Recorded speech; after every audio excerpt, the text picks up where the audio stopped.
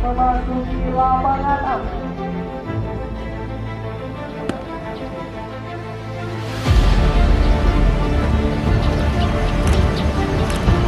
Lapor, apel gelar pasukan operasi keselamatan Sarawak tahun 2026. Hari Senin, tanggal 2 Februari tahun 2026. Siap, mulai.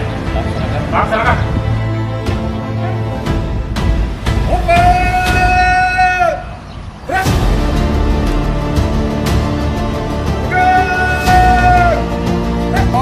Apel gelar pasukan operasi keselamatan Sarawak tahun anggaran 2026.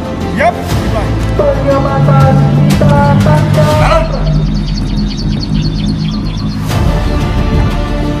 Panggilan pengamatan tanda kita operasi keselamatan Sarawak tahun 2026. Siap.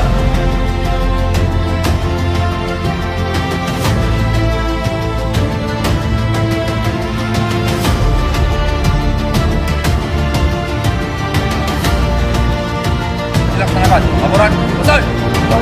Balik 4. Berdasarkan Provinsi Aceh menjelang bulan suci Ramadan dan Hari Raya Idul Fitri. Seluruh potensi kerawanan tersebut harus dikelola secara profesional dan sinergis guna menjamin keamanan, keselamatan dan ketertiban masyarakat. Apel telah dilaksanakan. Laporan selesai. Bubarkan. Korban.